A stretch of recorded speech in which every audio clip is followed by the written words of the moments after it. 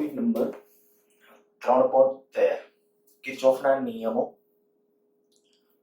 પરિપથના વિશ્લેષણ અને આપણે સર્કિટ થિયરીની જે ડિસ્કશન કરીએ છીએ એની અંદર એક વિશ્લેષણ માટે ખૂબ અગત્યનું એવું પાસું એટલે કિર્ચોફના નિયમો થોડા લેન્ધી છે પણ સહેલા છે. કેવી રીતે કિર્ચોફના નિયમો લખવાના છે, પરિપથનું વિશ્લેષણ કેવી રીતે, અચ્છા પહેલા તો પરિપથનું વિશ્લેષણ એટલે શું? તો પરિપથના આપણા માટે કહેવા જઈએ તો પ્રાચલો, વોલ્ટેજ, પ્રવાહ અને ત્રીજો અવરોધ, આ મુખ્ય અત્યારે પ્રાચલો છે. પછી આગળ જતા ઉમેરાશે. આમાં એમાં મુખ્ય કહીએ તો વોલ્ટેજ અને પ્રવાહ, પછી એની અંદર અવરોધ, કેપેસિટર, ઇન્ડક્ટર, આવા બીજા કમ્પોનન્ટ પણ એડ થશે. અત્યારે જે સર્કિટ થિયરી આપણે ભણવાની છે એની અંદર વોલ્ટેજ તમને પૂછી શકે, પ્રવાહ પૂછી શકે, અવરોધનું મૂલ્ય પૂછી શકે. કોઈ પરિપથ આપી દે, આ મેં એકાદો પરિપથ આવો ડ્રો કરેલો છે, હવે એમાં તમને એમ કહો ભાઈ 30 ઓહમ માંથી વહેતો પ્રવાહ ગણો, તો એનું વિશ્લેષણ કર્યું કહેવાય. ટૂંકમાં અજ્ઞાત કેટલીક રાશિઓ, કઈ વોલ્ટેજ, પ્રવાહ અને અવરોધ માંથી અમુક જ્ઞાત હોય, અમુક અજ્ઞાત હોય, તો એ જ્ઞાત રાશિઓ પરથી અજ્ઞાત રાશિ શોધવાની જે પ્રક્રિયા છે એને કહેવાય વિશ્લેષણ. એટલે આયા આપણા માટે કિર્ચોફનો નિયમ અથવા કિર્ચોફના નિયમ છે ને પરિપથના વિશ્લેષણ માટે ઉપયોગી છે. ટેક્સ્ટબુકની અંદર છે કિર્ચોફના નિયમો, એની સમજૂતી આખી પ્રોપર રીતે નથી, બહુ ટૂંકમાં લખી નાખ્યું છે. આપણે ખાસ સમજૂતી ઉપર ફોકસ રાખશું જ, કારણ કે જેટલું સારી રીતે સમજી શકશો એને અનુરૂપ જ પ્રશ્નોના જવાબ વ્યવસ્થિત રીતે આપી શકશો. સૌથી પહેલા તો ત્રણ શબ્દ સમજીએ: નેટવર્ક, જંકશન બિંદુ અને લૂપ. નેટવર્ક કેને કહેવાય? તો કે પરિપથની અંદર વિદ્યુત કોષો અને અવરોધો, અત્યારે પછી કેપેસિટરો અને ઇન્ડક્ટરો ની આવવાનું છે, પણ અત્યારે જે કહીએ તો જ્યારે કોઈ પરિપથ હોય એની અંદર અવરોધો, આ અવરોધો અને આ વિદ્યુત કોષો, એની મદદથી એક એવો ગૂંચવાડો તૈયાર થાય કે જેને તમે સાદું શ્રેણી સમાંતર ન કહી શકો. તમે આને એક્ઝેક્ટલી આવું ન કહી શકો કે આ ત્રણેય સમાંતરમાં છે, ખોટું પડે. ત્રણેય સમાંતરમાં પોસિબલ નથી. કદાચ હું કહું આ 80 વોલ્ટની બેટરી છે ને, અહીંથી આમ પ્રવાહ આવે, માની લો અહીંથી આમ પ્રવાહ આવે, અહીંથી પ્રવાહના બે બ્રાન્ચ પડે ને, તો આ બે સમાંતરમાં થાય, આ બે સમાંતરમાં થાય, ઈ પ્રવાહ ભેગો થઈ જાય એટલે હવે શું થઈ ગયું, આનું એક સમતુલ્ય મળી જાય ને, પછી એની સાથે આ ખરેખર શ્રેણીમાં થઈ ગયું કહેવાય. ધ્યાન રાખજો. એટલે શ્રેણી સમાંતર સાદા. પછી આમે કદાચ વિચારી શકો, માની લ્યો કે આપણે કહીએ કે ભાઈ આમાંથી કંઈક પ્રવાહ બહાર આવે ને આમાંથી કંઈક પ્રવાહ બહાર આવે ને આમાં જાય છે, તો આ બે સમાંતર સાથે આ શ્રેણીમાં થાય. ટૂંકમાં જેને તમે સાદા શ્રેણી કે સમાંતર જોડાણ ગણી શકો નહીં ને, એવા પરિપથોને નેટવર્ક કહેવાય. નેટવર્ક એનો સમાનાર્થી શબ્દ કેવો તો ગૂંચળું. બરાબર, શબ્દ મગજમાં રાખજો, ગૂંચળું. પણ ગૂંચળું એટલે કેવું ગૂંચળું? તો કે જેને તમે સાદા શ્રેણી સમાંતર જોડાણ ગણી શકો નહીં. શબ્દ મગજમાં રાખજો, લખવો તમારે રીતે ત્યાં લખી નાખજો. જે પરિપથોને સાદા શ્રેણી કે સમાંતર જોડાણ ગણી શકાય નહીં એવા પરિપથોને નેટવર્ક કહે છે. આ વાત થઈ નેટવર્ક. ત્યાર પછી જંકશન બિંદુ અથવા બ્રાન્ચ પોઈન્ટ. નેટવર્કમાં એવા બિંદુ જ્યાં બે થી વધારે વાહકો મળતા હોય. દાખલા તરીકે મેં એક સર્કિટ દર્શાવેલો છે, નેટવર્ક દર્શાવેલો છે, તો એની અંદર જુઓ આ એ બિંદુ છે, ત્યાં ત્રણ વાહકો ભેગા મળે છે. આ 1 2 3. એવી રીતે ડી બિંદુ, તો અહીંયા ત્રણ વાહકો ભેગા મળે છે. તો જ્યાં બે થી વધુ વાહકો ભેગા મળતા હોય, 3 4 5, તો એને કહેવાય જંકશન બિંદુ અથવા બ્રાન્ચ પોઈન્ટ. તો અહીંયા હું કહી દઉં કે ભાઈ અહીંયા કે આપણા બ્રાન્ચ પોઈન્ટ, તો કે પરિપથની અંદર અથવા આકૃતિમાં ક્યાં છે? A અને D, A અને D. અચ્છા, પછી લૂપ. લૂપ એટલે શું? તો કે નેટવર્કમાં આ જે અવરોધો અને વિદ્યુત કોષો છે એનાથી જે બંધ ગાળો તૈયાર થાય ને, લૂપ એટલે તમારે બીજો શબ્દ કેવો હતો? બંધ ગાળો. દાખલા તરીકે હું આમાંથી જો નામ બોલું છું, એક બંધ ગાળો A B C D E F A, ફરીથી બોલું છું A B C D E F A તો આ એક બંધગાળો. બીજો બંધગાળો A B C D H A આ બીજો બંધગાળો. ત્રીજો બંધગાળો આખો કેવો હોય તો A H D E F A તો આ બંધગાળો. આ બંધગાળા એટલે જ લૂપ. ખાલી હું એકાદો લૂપ લખી રાખું પણ પછી એમાં લૂપ ક્યારેક સમઘડી બોલતા હશું એટલે કે આમ આ રીતે આમ ઘડિયાળની દિશામાં ક્યારેક વિષમ ઘડિયા ગમે તે લઈ શકાય એનાથી કોઈ ફેર પડતો નથી. અચ્છા હું આ ખાલી એક બંધગાળા કે લૂપ માટે પરિપથમાં અથવા આકૃતિમાં ક્યાં બંધગાળા છે તો કે એક આપણે નામ આપ્યું A B C D E F A આ એક અને બીજું એક નામ આપી દઈએ A B C D H A બંધગાળા છે એટલે કે લૂપ છે. ધ્યાન રાખજો આ ત્રણ શબ્દો કારણ કે હું આવતા જતા હવે પછી બોલીશ કે જંકશન બિંદુ ને બ્રાન્ચ પોઈન્ટ કે લૂપ કે બંધગાળો તો એ તમને એટલી ખબર હોવી જોઈએ એટલે ત્રણ શબ્દો મેં છૂટા પાડીને લખ્યા છે પેલા બરાબર. હવે કિર્ચોફના નિયમો ચાલુ કરશું. આ ખાલી કિર્ચોફના નિયમોને સમજવા માટે ત્રણ શબ્દો ફરીથી એકવાર બોલી જાઉં છું. નેટવર્ક કેને કીધું તો કે જે એવા પરિપથ કે જેની અંદર સાદા શ્રેણી કે સમાંતર જોડાણ ગણી શકો નહીં તો એને કહેવાય નેટવર્ક. જંકશન બિંદુ અથવા બ્રાન્ચ પોઈન્ટ એ કેને કહેવાય તો જે પરિપથમાં અથવા નેટવર્કમાં જે બિંદુ પાસે બે થી વધુ વાહકો ભેગા થતા હોય બે કરતા વધુ નહીં બે થી વધુ વાહકો ભેગા મળતા હોય એટલે જંકશન બિંદુ અથવા બ્રાન્ચ પોઈન્ટ કહે છે. અને નેટવર્કમાં આ જ્યારે વાહકોથી બંધગાળા બને બંધગાળાને જ કહેવાય લૂપ. તો આ બે છે એના અનુરૂપ લૂપ છે. હવે આપણે જે સમજવું છે આની અંદર હું એમ કહું કે ભાઈ તમને આવા પ્રશ્નો દાખલા તરીકે પૂછવામાં આવે કે આ દરેક અવરોધમાંથી વહેતો પ્રવાહ ગણો, દરેક અવરોધના બે છેડા વચ્ચેનો PD ગણો, પરિપથનો સમતુલ્ય અવરોધ ગણો. આવા કોઈ પણ શબ્દ પ્રયોગ થાય ને મેં પહેલા જ કીધું હતું પરિપથનું વિશ્લેષણ કરવું એટલે શું તો કે V I અને R અત્યારે આ ત્રણ પ્રાચલો બોલું છું V I અને R આ જે છે એમાંથી કોઈ પણ બે જ્ઞાત હોય કોઈ એક જ્ઞાત હોય તો બાકીની ટર્મિનોલોજી તમે આપેલ ડેટાની મદદથી મેળવી શકો તો એને પરિપથનું વિશ્લેષણ કહેવાય. હવે ઈ વિશ્લેષણની શરૂઆત કરવા માટે આપણે કહીએ કે બે નિયમો એમાં કિર્ચોફનો પ્રથમ નિયમ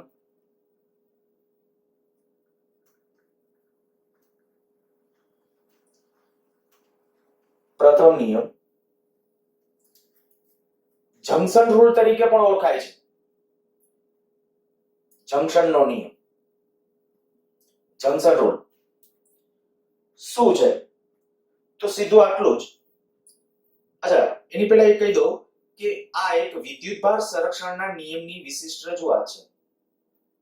વિદ્યુતભાર સંરક્ષણના નિયમની વિશિષ્ટ રજૂઆત.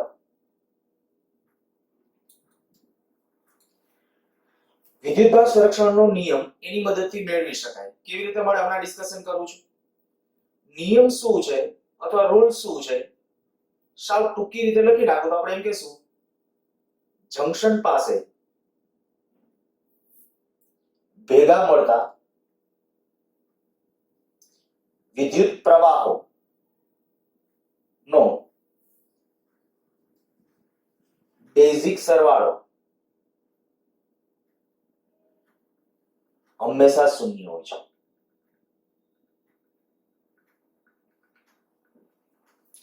આ છે પહેલો નિયમ જંકશનનો નિયમ. જંકશન રૂલ તરીકે ઓળખાય છે અથવા કીધું કિર્ચોફનો પહેલો નિયમ.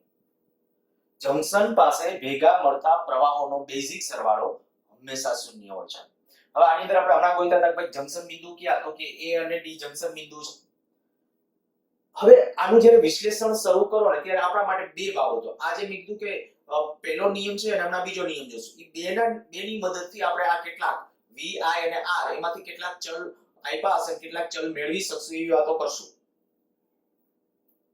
એ બધું કરવા માટે એક સૌથી પહેલું સ્ટેપ આપેલો જ્યારે પરિપથ હોય ને ત્યારે પરિપથની અંદર પહેલા પ્રવાહનું વિતરણ કરો. પહેલું કામ કરવાનું આપણે પ્રવાહનું વિતરણ. હવે કેવી રીતે પ્રવાહનું વિતરણ કરવું એ ડિપેન્ડ્સ તમારા ઉપર. માની લ્યો કે અત્યારે આમાં જ્યારે આપણે પ્રવાહ જ્યારે દર્શાવવો છે, હું એમ કહું કે કોઈ એક પ્રવાહ દાખલા તરીકે આ બેટરીનો ધંધ્રુવ છે, અહીંથી પ્રવાહ છે એ બારે આવે છે. માની લો કે અહીંથી ચાલો આમાંથી પ્રવાહ બારે આવે છે, હું આ બાજુ લઉં છું. અહીંયા I1, આ પ્રવાહ I1 કહું છું, આ I1, અહીંથી I2. હવે I1 અહીંથી આમ આવ્યો, એમાંથી કદાચ I2 આમ લઈ જાવ છું, આમાં I3. તમને એમ થશે કે આ કે મજા આવે એવી રીતે દર્શાવવાનું, તો હું તમને કહીશ કે આ મજા આવે એમ દર્શાવવાનું. કિર્ચોફના નિયમનો પ્લસ પોઈન્ટ જ આ છે. લેન્ધી છે, પણ જવાબ જો ગણતરીમાં ભૂલ નહીં કરો, સમીકરણો લખવામાં ભૂલ નહીં પડો, તો જવાબ આવશે ને આવશે. અને દરેક વિદ્યાર્થીને કિર્ચોફના નિયમો આવડશે. પહેલું સ્ટેપ, કોઈ પણ કિર્ચોફનો નિયમ એપ્લાય કરવાનો ત્યારે પહેલું સ્ટેપ આ કે પ્રવાહનું વિતરણ કરો. પરિપથની અંદર પ્રવાહનું વિતરણ કરો. તમને એમ થાય કે I1 તમે આમ લીધો એને બદલે આમ લેવો હોય તો છૂટ, I2 આમ લીધો એને બદલે આમ લેવો હોય તો છૂટ. પણ એક ધ્યાન રાખજો, દાખલા તરીકે કોઈ જંકશન બિંદુ છે, આ જંકશન બિંદુ છે, બરાબર? તો અહીંયા ક્યારે આવું ન થઈ જાય કે દાખલા તરીકે આ પ્રવાહ મેં આમ લીધો છે I2, આ પ્રવાહ છે આમ બારે જતી દિશામાં છે, આ પ્રવાહ આમ જતી દિશામાં. જો આ જો આ પ્રવાહ I1 આમ લીધો છે, આ I1 આમ છે, આ I3 I2 છે, અચ્છા આ I2 છે અને આ I3 છે, આમ લીધો છે. માની લ્યો કે હું આવું કરું ને તો ખોટો આન્સર આવશે. આ બધાય પ્રવાહો અહીંથી આમ બહાર જતા હોય, કે બધાય દાખલ થતા હોય, એવું વિતરણ ભૂલથી નહીં કરવાનું. કારણ કે વિદ્યુતભાર સંરક્ષણ અથવા આપણા એનો તો અર્થ એવો થયો, અહીંથી બધા પ્રવાહ જો આમ બહાર આવે ને તો એનો અર્થ એવો થયો કે અહીંથી વિદ્યુતભાર ક્યાંથી ઉત્પન્ન થાય છે, બધી બાજુ આમ વિદ્યુતભાર ફેલાય છે. આપણને ખબર છે વિદ્યુતભાર સંરક્ષણ શું કહે છે, તો કે વાહકના કોઈ પણ બિંદુ પાસે વિદ્યુતભાર ઉત્પન્ન થતો નથી, વિદ્યુતભાર નાશ પામતો નથી. તો એનો અર્થ એવો કમસે કમ એક લૂપની અંદર પ્રવાહ દાખલ થતો દર્શાવવો અને કમસે કમ એક લૂપની અંદર પ્રવાહ બહાર જતી દિશામાં. બાકી તમને મજા આવે એમ દર્શાવી દો અને તમને એમ થશે કે આપણે મજા આવે એમ દર્શાવી દઈએ તો આન્સર આવશે. આન્સર આવશે. બની શકે કે મેં આ I1 આમ લીધો છે, તમે આમ લ્યો, તો કાં તો તમારો આન્સર ધન આવશે, તો મારો ઋણ આવશે. અને એટલે આ પ્રવાહનું મૂલ્ય, જ્યારે પ્રવાહનું મૂલ્ય નહીં, જેનો મેં દાખલા તરીકે આમ કરીને આમ ધાર્યું અને મારો આન્સર છે ઋણ આવ્યો, તો મારે ગણતરી ચેન્જ કરવાની જરૂર નથી, જવાબ તો સરખો જ આવશે, તમારો અને મારો આન્સર સરખો આવશે. ફેર શું આવશે, તો મેં કીધું એ પ્રમાણે મારે માઈનસ ની સંજ્ઞા આવશે. એટલે મારે સમજવાનું એમ કે ભાઈ મેં આમ પ્રવાહ ધારેલો હતો ને, આ દિશામાં પ્રવાહ નથી વહેતો, પ્રવાહની ડિરેક્શન કેવી છે, વિરુદ્ધ દિશામાં. સમજાઈ ગયું હશે હું શું કહું છું, બરાબર? તમને ગમે તે રીતે આમાં પ્રવાહનું વિતરણ કરવાની છૂટ, ગમે તે, પણ શરત એટલી જંકશન બિંદુ પાસે કમસે કમ એક પ્રવાહ અંદર એન્ટર થતો હોય એવું જોવાનું અને કમસે કમ એક પ્રવાહ બહાર. બાકી તમે પ્રવાહો જે રીતે દર્શાવો એ રીતે છૂટ. પછી પ્રવાહનું જ્યારે આપણે વિશ્લેષણ કરીએ અને ફાઇનલી દાખલા તરીકે I1 I2 અને I3 આપણે જ્યારે મેળવી લેશું, બરાબર? I1 I2 અને I3 આપણે મેળવી લેશું, ત્યારે માની લ્યો કે I1 ઋણ આવ્યો તો સમજવાનું કે પ્રવાહ દર્શાવ્યો છે એનાથી ઊંધો છે. આપણે હમણાં હું બે કિર્ચોફના નિયમો તમને સમજાવી દઉં, પછી આપણે આના માટે ટ્રાય કરશું. ટેક્સ્ટ બુકમાં તો નથી, પણ આના માટે આપણે ટ્રાય કરશું કે કેવી રીતે કિર્ચોફના નિયમો અને આના મૂલ્યો I1 I2 અને I3 કેમ નક્કી કરાય, બરાબર? અને ગણતરીઓ કેવી લેન્ધી છે કે એનો પણ તમને ત્યાં ખ્યાલ આવશે. અચ્છા, તો પહેલો નિયમ શું છે? પહેલા નિયમ ઉપર આવી જાઓ. જો મેં લખ્યું છે વિદ્યુતભાર સંરક્ષણના નિયમની એક વિશિષ્ટ રજૂઆત છે. હવે આ MCQ માં લગભગ ગુજકેટમાં પૂછ્યો તો કે કિર્ચોફનો પહેલો નિયમ એ કયા સંરક્ષણના નિયમની રજૂઆત છે? ઉર્જા સંરક્ષણ, વિદ્યુતભાર સંરક્ષણ, વેગમાન સંરક્ષણ, આવી રીતે. તો ખાસ ધ્યાન રાખજો વિદ્યુતભાર સંરક્ષણ. ડાયરેક્ટલી કદાચ બહુ લાંબુ ન સમજાવું તો એમને તમે ફીલ કરી શકશો. હું તમને એમ કહું, આ બિંદુ પાસે વિદ્યુતભાર નથી સંગ્રહ પામતો ને, એનો ઇનડાયરેક્ટલી અર્થ એ થયો કે અહીંથી આમ જેટલો વિદ્યુતભાર, કારણ કે પ્રવાહ આમ વહે છે એનો અર્થ શું? ધન વિદ્યુતભારો આમ આવતા હશે, તો એનો ઇનડાયરેક્ટલી અર્થ એવો કે અહીંથી વિદ્યુતભારો આમ આવ્યા તો અહીંથી આમ ને આમ જે જાય, કારણ કે વાહકના કોઈ પણ બિંદુ પાસે વિદ્યુતભાર સંગ્રહ પામતો નથી. એટલે જો આમ લખ્યું છે જંકશન પાસે ભેગા મળતા પ્રવાહોનો બેઝિક સરવાળો શૂન્ય હોય છે. તો આ જંકશન પાસે કયા પ્રવાહો ભેગા મળે છે? તો આપણે આ કહીએ કે આ કયા I2 I3 I1. હવે સંજ્ઞા પ્રણાલી માટે આ કહી દો, તો આપણે શું કરશું સંજ્ઞા માટે? જનરલી આપણે આવું ગણશું કે જંકશન પાસે જે દાખલ થતા હશે એને ધન ગણો તો બહાર જતા હોય એને ઋણ ગણો. ગમે એ જો અહીંયા હું ઊભો છું તો આ દાખલ થાય છે, આ દાખલ થાય છે એ ધન ગણો તો બહાર જાય છે એ ઋણ ગણવાના. ચાલો સંજ્ઞા લખતો સીધું આપણે કઈ સંજ્ઞા એવું યાદ નથી, કારણ કે એક તમે સીધું એમને ખબર પડી જવાની છે. સીધું તમે આમ મગજમાં રાખી રાખો કે ભાઈ આને હું ધન ગણું તો આમ લખું પરિપથની અંદર આ i2 દાખલ થાય એટલે ધન ગણ્યો, આ બે બહાર જાય છે તો એને માઈનસ ગણવાનું. i1 i3 બરાબર 0. આ પરિપથ માટે આ કિર્ચોફનો પહેલો નિયમ લખ્યો કેવો. તમને એમ થાય કે આ બે પ્લસ કરું ને આ માઈનસ કરું તો ન ચાલે? ચાલે. આને બરાબર ની આ બાજુ લઈ લ્યો બધા પદને, જો ઈ થઈ ગયું. એટલે આપણે મગજ આમ જ દોડાવશું. જંકશન પાસે ભેગા મળતા પ્રવાહોનો બેઝિક સરવાળો કેવો? શૂન્ય. બરાબર. જંકશન પાસે કયા પ્રવાહો ભેગા થાય છે? અચ્છા, આ બિંદુ પાસે આપણે લખવું હોય, જો અહીંયા શું થાય, અહીંયા આપણે કહીએ કે આ પ્રવાહ i3 અહીંથી આમ આવ્યો, બરાબર, પ્રવાહ i3 આમ આવ્યો, આ જે પ્રવાહ i1 છે, આ પ્રવાહ i1 આમ છે અહીંથી આમ, અને આમાં i2 આ બાજુ જાય છે. ચાલો અહીંયા લખવું હોય તો અહીંયા એમ કહેશો આ દાખલ થાય છે તો એને પ્લસ ગણો, તો i1 i3 i2 આ બે એક જ છે જોવા જાવ તો. કિર્ચોફનો પહેલો નિયમ લખતા આવડે? ખાલી સીધું આટલું જંકશન બિંદુ પકડવાનું, જંકશન પાસે જ સાચો છે. પહેલો નિયમ જંકશન પાસે સાચો છે. જંકશન પાસે જ્યાં અહીંયા ઊભું રહી જવાનું અને જોવાનું કેટલા પ્રવાહો અંદર એન્ટર થાય છે અને કેટલા પ્રવાહો બહાર જાય છે. એકને ધન ગણી નાખો, બીજાને ઋણ ગણો, બસ, અને એના બરાબર 0 થઈ ગયો. આખો એનો જે બેઝિક સરવાળો શબ્દ લખ્યો છે, બેઝિક સરવાળો. બેઝિક સરવાળો મીન્સ કે પ્લસ માઈનસ સાથે. કોને પ્લસ ગણવા કોને માઈનસ ગણવા એ ચાલશે.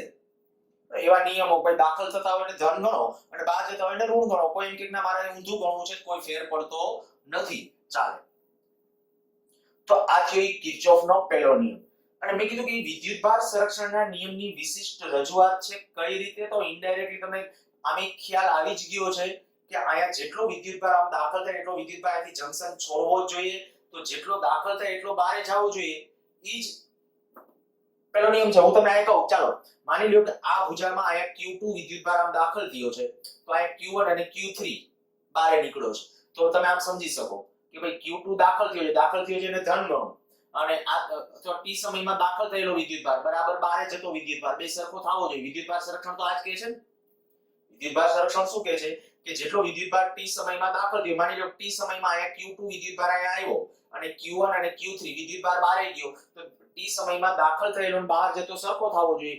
હવે જો t સમયમાં આપણે કંઈક પ્રવાહ મારે લખવો શું થાય? i2t બરાબર i1t પ્લસ i3t, આમાંથી t કેન્સલ કરી નાખો, i2 બરાબર i1 પ્લસ i3, અર્થાત કે i2 minus i1 minus i3 બરાબર 0. આપણે સાબિત કરી દીધો કિર્ચોફનો પહેલો નિયમ. કેના ઉપરથી? વિદ્યુતભાર સંરક્ષણ ઉપરથી. આપણે કીધું કે વિદ્યુતભાર સંરક્ષણના નિયમની એક વિશિષ્ટ રજૂઆત છે. તો કઈ રીતે સંરક્ષણના નિયમની વિશિષ્ટ રજૂઆત છે આ તમારે કદાચ નોંધ કરીને ખાલી બાજુમાં લખવું હોય તો એક્ઝામમાં એ લખવાની જરૂર નથી. તમને અત્યારે તો ખાલી કિર્ચોફના નિયમો લખતા આવડે ને એટલું અગત્યનું છે, બરાબર. પણ છતાં આ વસ્તુ મેં કીધું તમારી જાણકારી માટે ક્યાંથી આવ્યો આપણે કે વિદ્યુતભાર સંરક્ષણના નિયમની વિશિષ્ટ રજૂઆત છે. તો શું કરવાનું? દાખલ થતો વિદ્યુતભાર બરાબર બહાર જતો વિદ્યુતભાર. હવે Q બરાબર IT, કારણ કે I બરાબર Q by T થાય, તો Q બરાબર IT થશે. તો એ કિંમતો અહીંયા મૂકી દીધી છે, બસ એના ઉપરથી t કેન્સલ કરી નાખ્યું તો આપણો પરિણામ આવી ગયું, જેને આપણે કીધું કિર્ચોફનો પહેલો નિયમ. અચ્છા, લઈએ કિર્ચોફનો બીજો નિયમ.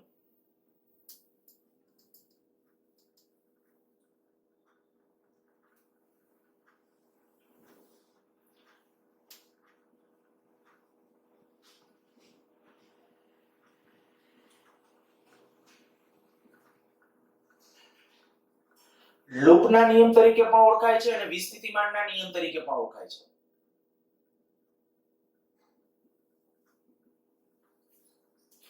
લૂપનો નિયમ અથવા બંધગાળાનો નિયમ અથવા વીજ સ્થિતિમાનના તફાવતનો નિયમ. લૂપનો ટેક્સ્ટબુકમાં નામ લખ્યું છે, ત્યાં આપણે લખ્યું છે લૂપનો નિયમ અથવા બંધગાળાનો નિયમ. મેં કીધું આ શું દર્શાવે? તો વીજ સ્થિતિમાનના તફાવતનો બેઝિક સરવાળો શૂન્ય હોય. જ્યારે કોઈ પણ બંધ નેટવર્ક હોય આપણા અત્યારે બંધ નેટવર્ક ક્યાં આવશે તો કે અવરોધો અને વિદ્યુત કોષો સાથેના. તો જ્યારે અવરોધ અને વિદ્યુત કોષ સાથેના જ્યારે બંધ ગાળા હશે ને ત્યારે એ બંધ ગાળામાં સ્થિતિમાનના ફેરફારોનો બેઝિક સરવાળો હંમેશા શૂન્ય હોય છે. અવરોધો અને વિદ્યુત કોષો થી બનતા બંધ ગાળામાં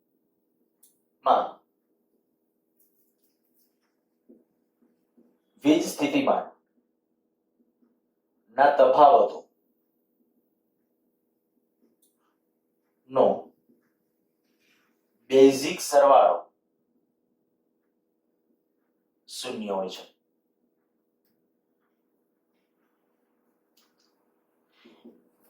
અહીંયા શું હતું? પ્રવાહોનો બેઝિક સરવાળો શૂન્ય. બરાબર. ત્યાં જે છે વીજ સ્થિતિમાનનો તફાવત. હવે આમાં આ બંધ ગાળો હોય તો એમાં વીજ સ્થિતિમાનનો તફાવત લખતા આવડતું હોવું જોઈએ.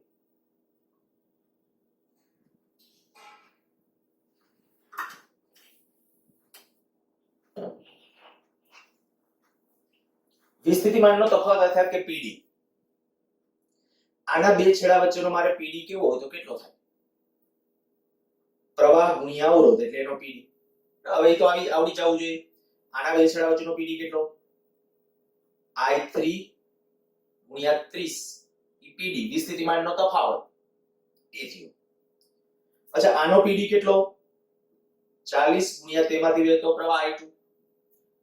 ધ્યાન રાખજો નહીતર આ નિયમ લખતી હોય કઈક લોચા કરશો. 40 ગુણ્યા I2 એટલે આનો પીડી કેટલો? જેટલા વાહકો આવે બધાનો પીડી વિચારી લેવાનો. આનો પીડી કેટલો? 1I2. આ બેટરીનો પીડી કેટલો? તો કે બેટરીના વોલ્ટેજ હોય ઈ જેનો પીડી.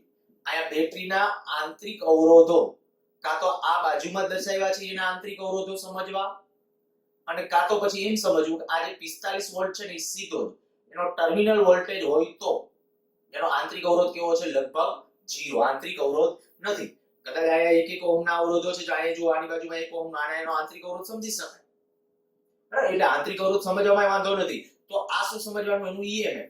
આપણે તો કાઈ નહીં જોવાના આંતરિક અવરોધ કે EMF કે ખાલી આટલું જોવાનું. આનો પીડી કેટલો? 40I2. આનો પીડી કેટલો? 1I2. આનો પીડી કેટલો? 45.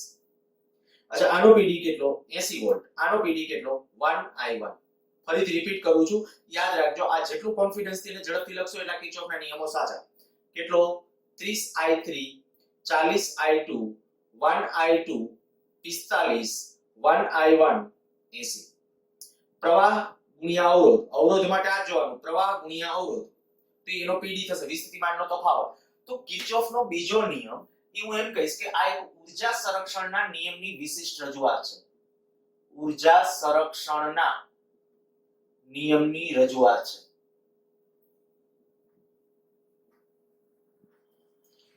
ઊર્જા સંરક્ષણના નિયમની એક વિશિષ્ટ રજૂઆત છે. આ કયા નિયમની રજૂઆત હતી? વિદ્યુતભાર સંરક્ષણ. આ કે છે ઊર્જા સંરક્ષણ. તો કે નવી ઊર્જા ક્યાંય ઉત્પન્ન નથી થતી, બસ એ જ સિદ્ધાંત ઉપર વર્ક કરે છે.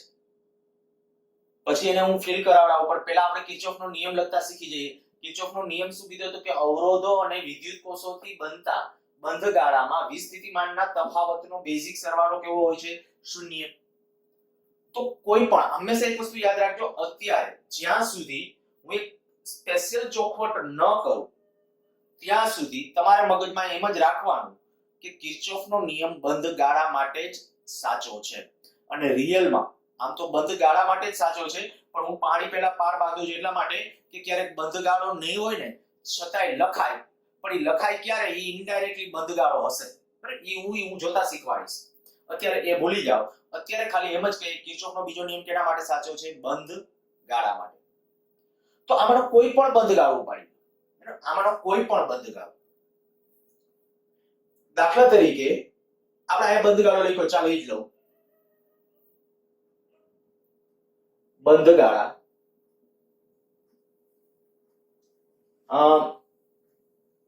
A B C D E F A માટે કિર્ચોફનો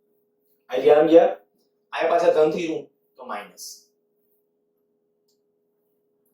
આટલું આવડશે તો કિર્ચોફના નિયમ એટલે કિર્ચોફનો બીજો નિયમ લખતા પણ સહેલાઈથી આવડશે. બરાબર, ફરીથી હું બોલું છું, કિર્ચોફનો બીજો નિયમ.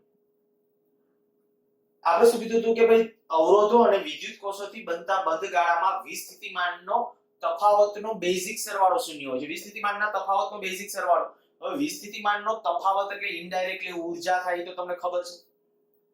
કારણ કે વિસ્થિતિમાન શું છે વ્યાખ્યા યાદ કરો. એકમ ધન વિદ્યુત ભારને અનંત અંતરેથી ક્ષેત્રના આપેલા બિંદુ સુધી લઈ આવવા માટે કરવું પડતું કાર્ય, એ કાર્ય જાય ક્યાં? એની ઊર્જા સ્વરૂપે સંગ્રહિત થાય. તો વિસ્થિતિમાન ઈ ઊર્જા છે. તો વિસ્થિતિમાનનો તફાવત તો કે બે બિંદુ વચ્ચે ઊર્જાનો તફાવત છે. એ બે બિંદુ વચ્ચે ઊર્જાનો તફાવત છે. તો આનો ઇનડાયરેક્ટલી અર્થ એવો થયો કે ભાઈ પ્લસ કર્યું અહીંયા જાણે કે ઊર્જા મળી, માઈનસ કર્યું અહીંયા ઊર્જા વપરાણી. ઇનડાયરેક્ટલી અર્થ આવો થશે. તો અહીંયા જ્યારે કોઈ પણ એટલે આપણે કીધું કે ઊર્જા સંરક્ષણના નિયમની એક વિશિષ્ટ રજૂઆત છે. પછી કેમ કિર્ચોફનો નિયમ લખવાનો? તો ફરીથી એકવાર કહી દઉં છું, દરેકના બે છેડા વચ્ચેનો પીડી લખતું જવાનું. પીડી કેમ લખવાનો? તો કે અવરોધો એમાં અવરોધ ગુણ્યા પ્રવાહ, અવરોધ ગુણ્યા પ્રવાહ, અવરોધ ગુણ્યા પ્રવાહ. બેટરી માટે ડાયરેક્ટ એના જે વોલ્ટેજ આપ્યો ઈ જ એનો પીડી કહેવાય. એના ભૂલથી પ્રવાહ હારે ગુણાકાર ન થઈ જાય. વળી આવું ન કરતા 45 ગુણ્યા I2 બરાબર, 45 ગુણ્યા R આ વોલ્ટેજ છે ને આ પ્રવાહ વડે ગુણી નાખો તો VI આપણે આવું મળે. V I નો ગુણાકાર એટલે તો પાવર થાય. ઈ પાવર મળે એ નથી મેળવવાનો. આ બેટરી હોય ત્યારે ખાલી વોલ્ટેજ લખવાના છે, એની સાથે પ્રવાહ ગુણવાનો નથી. તો પહેલા મેં બધા એ લખી નાખ્યા હતા. જો આ 45 હતું, આ 80 હતું. પછી બેઝિક સરવાળો કરતી વખતે શું જોવાનું કીધું? તો કે બેઝિક સરવાળો કરતા હોય ત્યારે આપણે આ વિચારવાનું હતું કે જ્યારે આની અંદરથી તમે પસાર થાવ છો ત્યારે તમે પેલા મુસાફરીનો માર્ગ નક્કી કરો. આ દાખલા તરીકે મેં માર્ગ નક્કી કર્યો, મેં સમઘડી નક્કી કર્યો છે આ લૂપની અંદર.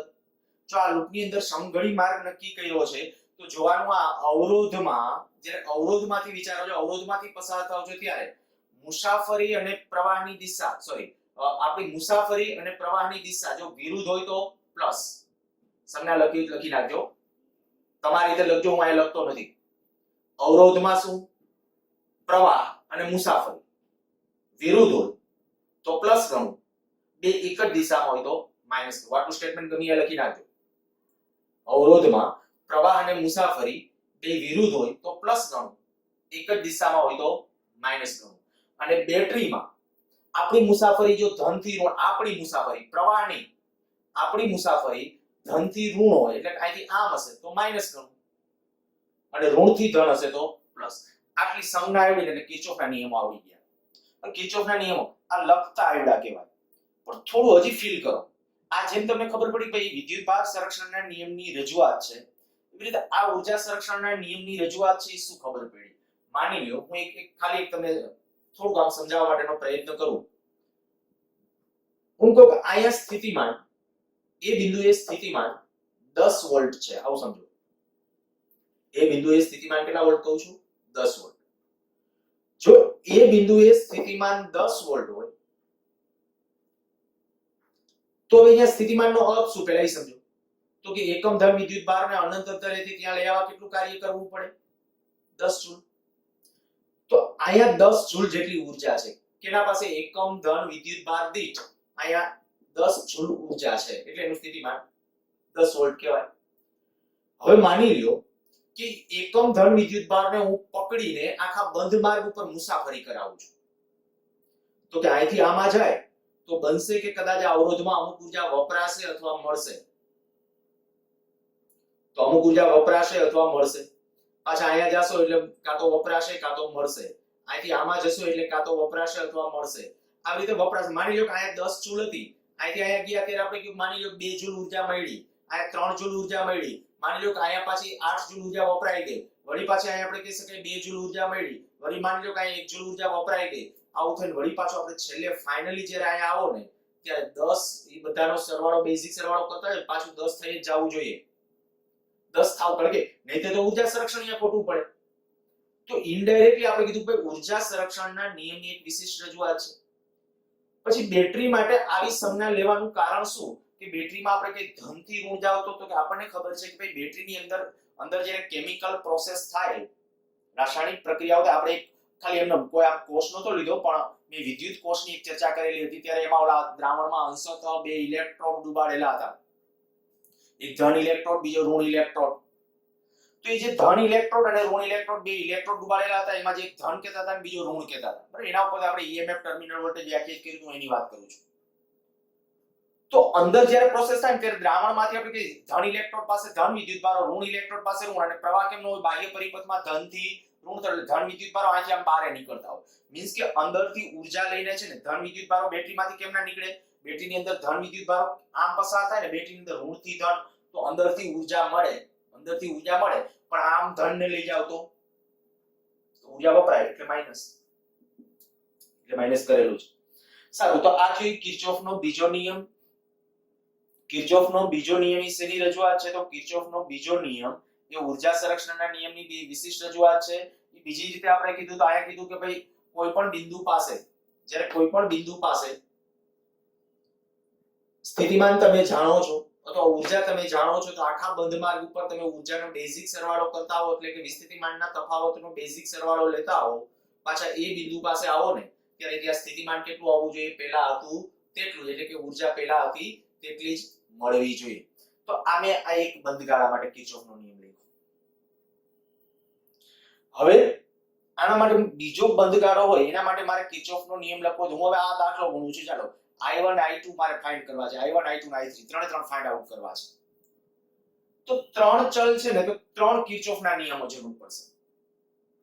એટલે કિર્ચોફના તો બે જ નિયમો છે, પણ આ બંધગાળા કેટલાય લખી તો શકો જ. આ બંધગાળો જેમ આપણે આ એક બંધગાળો લીધો એટલે હજી એક બંધગાળો આ લઈ લો. ચાલો, બીજા બંધગાળા માટે હવે દાખલો ગણું છું, એટલે ખાસ ધ્યાન રાખજો, કદાચ તમે એક્ઝામ ની અંદર આ દાખલો પૂછી શકે. ટેક્સ્ટબુકમાં ગણતરી કરી, આ ટેક્સ્ટબુકનો જ પરિપથ લીધો છે, પરિપથ ટેક્સ્ટબુકનો છે, એના આધારે એને નિયમો સમજાવી દીધા છે. દાખલો કઈ ગણ્યું નથી, પણ હું તમને આ ગણી દઉં છું. I1 I2 અને I3 આ ત્રણ મૂલ્યો આપણે આના માટે ફાઇન્ડ આઉટ કરવા છે. તો સ્ટેટ બોર્ડ ની અંદર દાખલામાં તમને પૂછી શકે, અને નીટમાં કેમાં પૂછશે તો એમ જ પૂછશે કે I1 પ્રવાહ કેટલો હોય કે I2 કેટલો હોય, એવું એકાદું કોઈ પૂછશે. પછી એમાં તો કેટલીક શોર્ટ ટ્રીક છે, હું શીખવાડીશ. સર્કિટ થિયરી આપણે હવે આના પછીના લેક્ચરોમાં સ્ટાર્ટ કરશું ત્યારે શીખવાડીશ. એ થોડું ટૂંકું પડે એવું નીટ માટે, પણ પહેલા તો આપણે સ્ટેટ બોર્ડ માટે થિયરીને વ્યવસ્થિત રીતે હેન્ડલ કરીએ. અચ્છા, હવે જે ડિસ્કશન છે એની અંદર હું કહું કે ભાઈ આપણે ત્રણ ચલો હતા કે I1 I2 અને I3, બાકી જો અવરોધોના મૂલ્યો આપ્યા હતા, વિદ્યુત કોષોના મૂલ્યો છે, ત્રણ પ્રવાહો અજ્ઞાત છે. તો ત્રણ સમીકરણોની જરૂર પડે. તો કે એક સમીકરણ આ, બીજું આ લઈ લો, ત્રીજું તમને મજા આવે આમાંથી ગાળો લખો. આમાં ત્રણ ગાળા છે, એક આપણો આ ગાળો કીધો, એક આ, અને એક આખો બંધ ગાળો છે. તો આપણે એવું કરીએ, આ બીજો ગાળો, ચાલો આ લઈ લઉં છું, બંધ ગાળા. હવે અહીંથી પાછો દાખલો શરૂઆત છે, એવું સમજી લેજો. બરાબર, થિયરીનો આ પાર્ટ હતો, પણ આજે આપણે કીધું આ દાખલો જ ગણીએ છીએ, એવી રીતે ધારીને આગળ વધો. બંધ ગાળા A B C D H A માટે કિર્ચોફનો બીજો નિયમ લખતા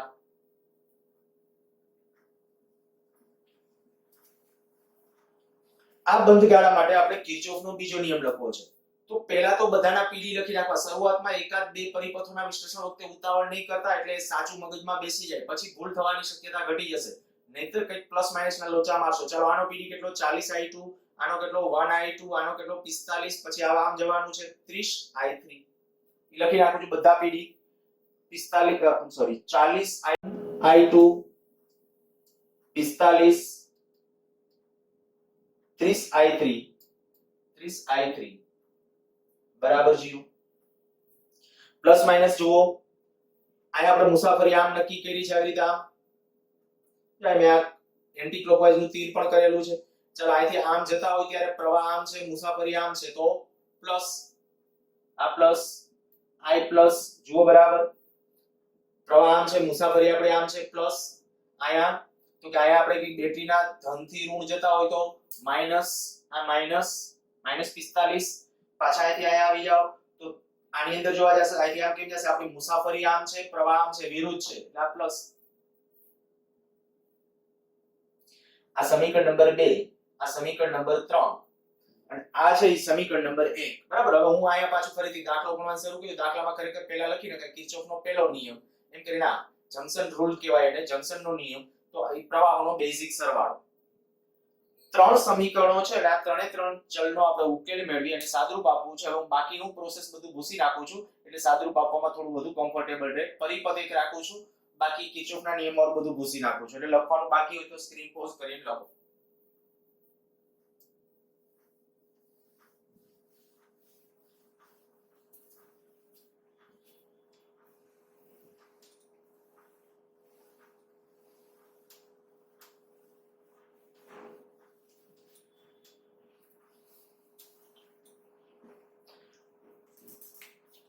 આપણે જંકશન રૂલ આયા લખી નાખું છું. જંકશનનો નિયમ. જંકશનનો નિયમ શું હતો? I2 દાખલ થતો હતો એટલે I2 I1 I3 બરાબર 0. આને સમીકરણ નંબર 1 રાખો. હવે આને 2 રાખો અને આને 3. કેવી રીતે સાદુરૂપ આપવું? લોપની રીત વાપરવી, ક્રેમરની રીત વાપરવી, આપણી અનુકૂળતા પ્રમાણે. જો પહેલા તો અહીંયા કેટલું થઈ જશે? આ 41 I2 પ્લસ I1 માઈનસ 125 એટલે ઓલી બાજુ લઈ જાવ તો પ્લસ 125 થઈ જશે.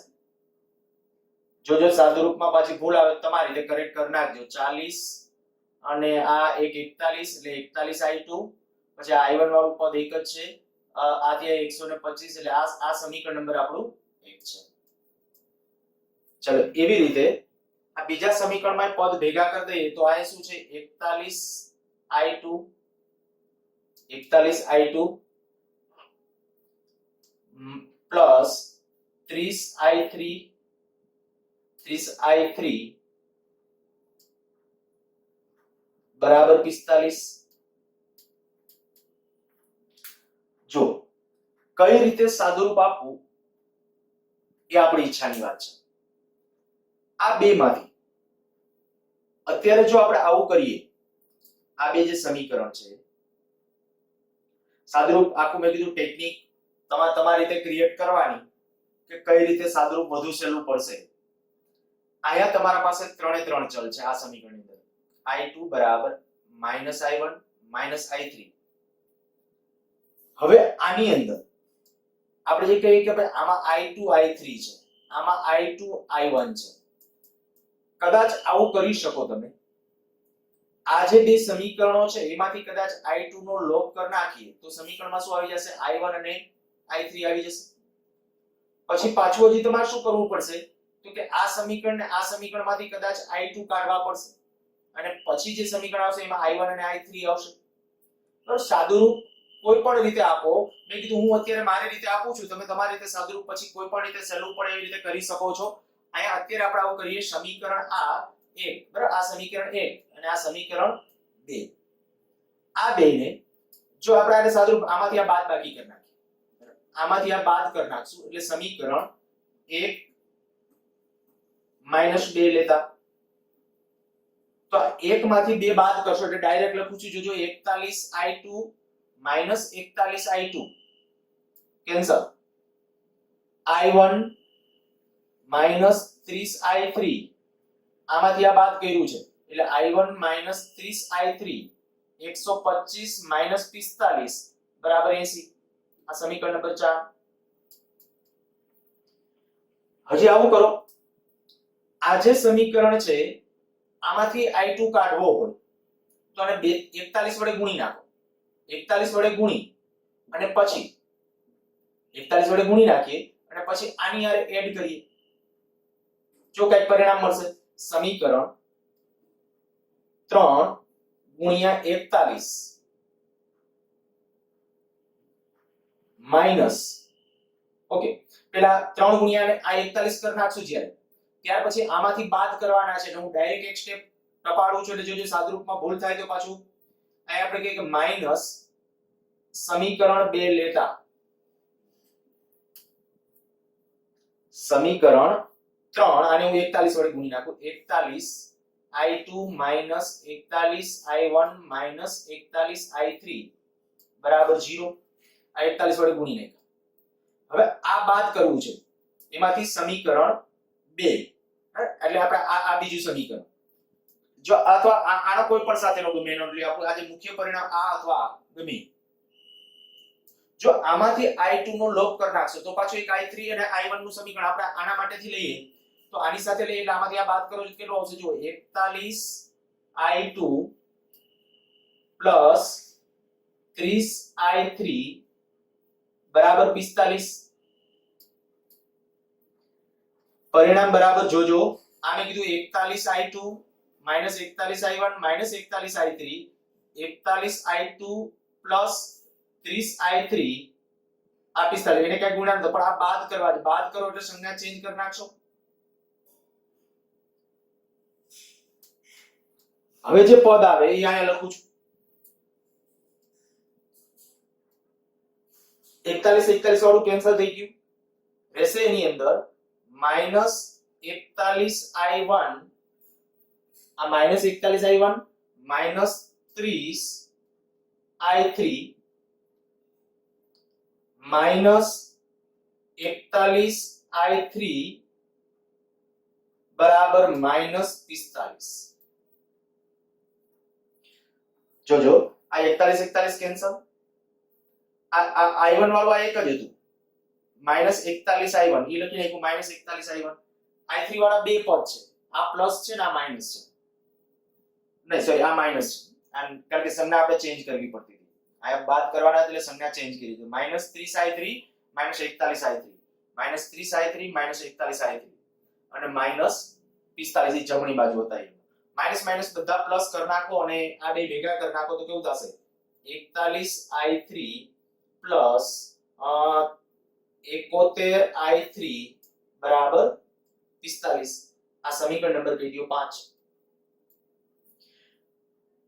આયા છે 41i1 આ 41i1 30 ને આ 71i3 આ 45 આ સમીકરણ નંબર 5 કહી દીધું હવે જુઓ જોઈએ આ જે બે સમીકરણ છે 4 અને 5 એમાંથી i1 કાઢી નાખીએ તો i3 ની વેલ્યુ મળી જશે કે નહીં બરાબર સમીકરણ 4 ને સમીકરણ 4 ગુણ્યા 41 માઈનસ સમીકરણ 5 લેતા પેલાને 41 વડે ગુણો 41i1 હતું તો માઈનસ 41i1 71i3 બરાબર 45 આ માઈનસ કરવાના છે આ પદ કેન્સલ થઈ ગયું કેટલું વધશે 1230 માઈનસ એટલે આ બેનો આમ ઇનડાયરેક્ટલી સરવાળો થઈ જશે તો 1000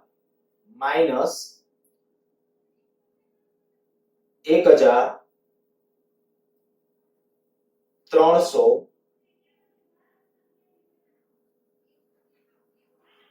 11 नहीं 1300 एक साथ में हाँ 1301 आ 1301 i3 बराबर 3280 माइनस 45 करशो तो 3235